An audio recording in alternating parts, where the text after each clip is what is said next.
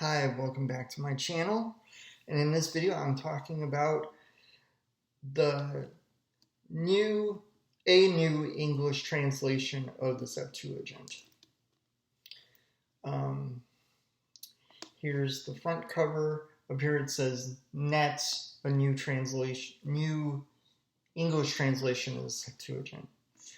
And then here it says it again, and then down here it says a new translation of the Greek into contemporary English, and the essential resource for biblical studies. This is a great study tool for studying the Old Testament.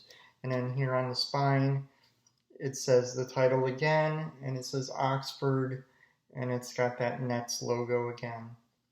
And then on the back, it's got some information too, and here's the ISBN. Here's what it says about the Septuagint. I'll read that. The Septuagint, an ancient Greek translation of Jewish sacred writings, is of great importance to the history of both Judaism and Christianity. The first translation of the books of the Hebrew Bible, plus additions into common language of the ancient Mediterranean world, made the Jewish scriptures accessible to many outside Judaism.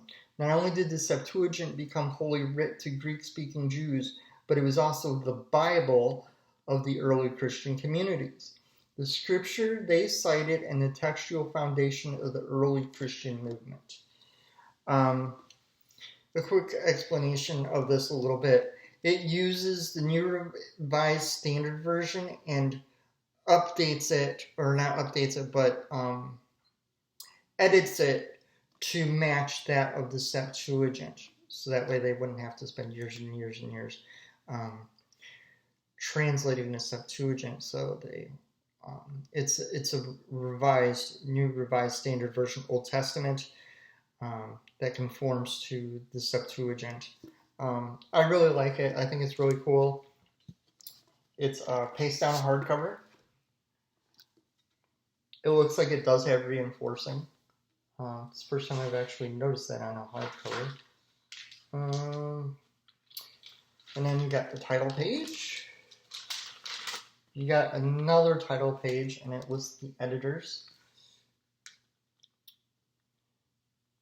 And then it says Oxford University Press, New York, and Oxford. The copyright page. And this was printed in the United States. This appears to be a second printing. Interior design and typesetting by Blue Heron Bookcraft.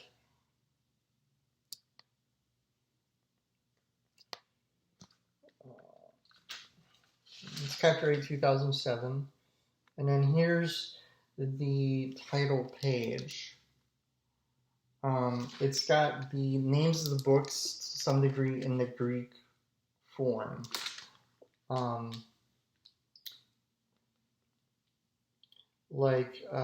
Joshua is Jesus. I'm not very great at Greek pronunciation. Ruth is spelled R-O-U-T-H.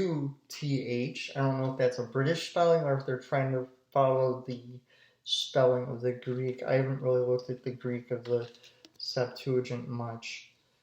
And 1st and 2nd Samuel are called First Reigns, Second Reigns, and then 1 Kings is called Third Reigns, and then Chronicles is called First Supplement and Second Supplement.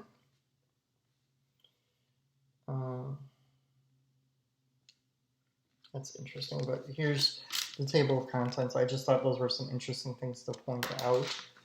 And then the table of contents continues right here.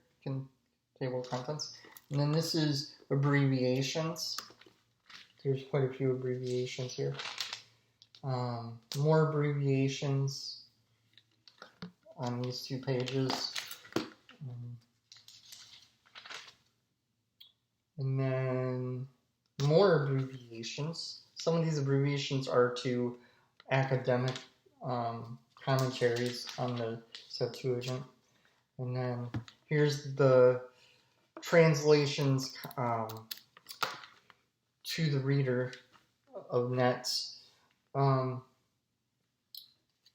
then it goes into like the history of the name Septuagint, how they determined what the Greek meant, Greek texts that they used,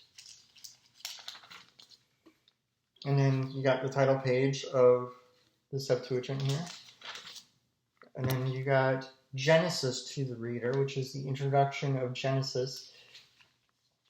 It tells you what Greek text they used, the general character of the text, the semantic leveling, which I'm guessing is like how they figured out how to translate words. I haven't read these introductions. I mostly read just the text because I just think it's neat. And then it goes into a lot of interesting details about the Septuagint version of Genesis. Like it'll show you the Hebrew and it'll show you the Greek and it'll explain how they did things. And then here's the beginning of Genesis. It begins right here after the introduction finishes. It's a 2-column text, paragraph format. The verses are slightly bold when a paragraph begins, but within the paragraphs, they're not very bold.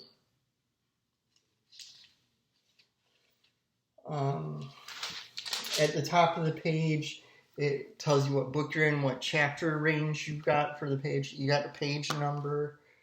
And there's some footnotes.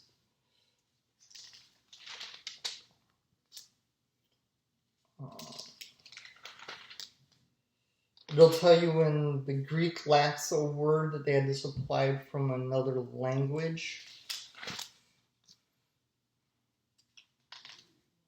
Or not from another language. When the Greek doesn't actually contain a word, but they had to supply a word to make it make sense in English, I think is what that means. And then, here's also another neat thing that this version does. For the book of Judges, if I can get to the beginning of the book of Judges, it does something really cool here. It gives you 2 versions of Judges. Judges A and Judges B. So it gives you 2 translations here.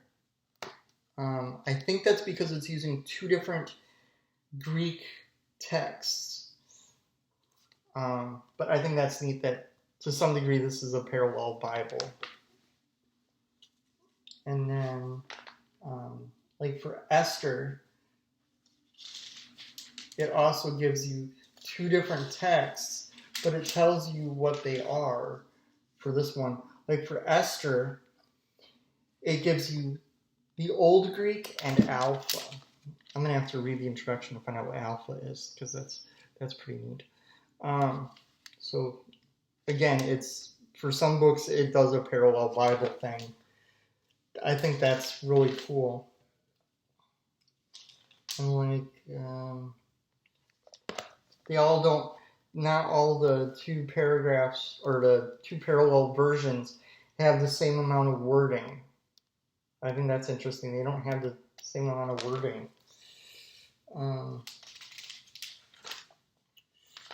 Here's how Proverbs looks to get an idea of how it does poetry. It does it pretty much like the way an NRSV does. Let's see if I can find it in the Book of the Apocrypha here. I think I passed it. Because they're mixed in. It's not like, here we go. Here's Susanna. It's a book of the Apocrypha here.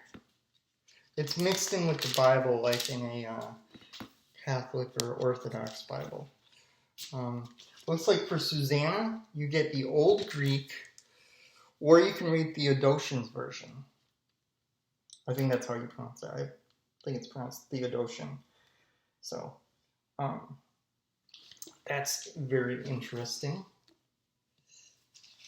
But yeah, this is a really good study tool for studying the Old Testament. There's no maps. You do get blank paper in the back. Let's see how many pages. A couple.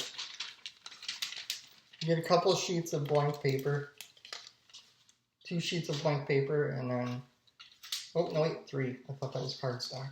And then a cardstock page, and then the end of the Septuagint. This is one of 3 versions of the Septuagint I have. I hope to review those too. But I think this one's really neat. I got this when I got to go to a museum exhibit about the Dead Sea Scrolls. So I thought this was neat when I got through that exhibit to see this book sitting there on the shelf and had to get it. Because I think it's just really cool.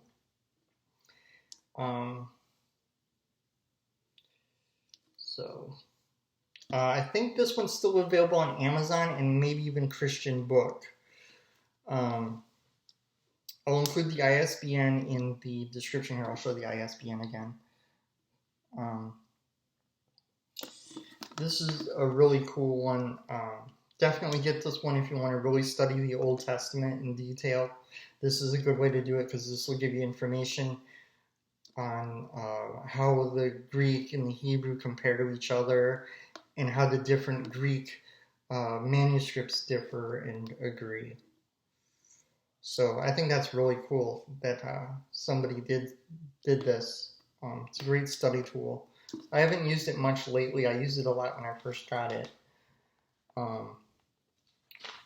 But I think it's a really neat way to study the Old Testament, is to be able to have a normal translation of the Old Testament handy, and then also have this, so you can see the differences between the Septuagint, which is the Greek version of the Old Testament, and the Hebrew version of the Old Testament, even though this is an English version of it. So, there you go. A new English translation of the Septuagint. See you in the next video.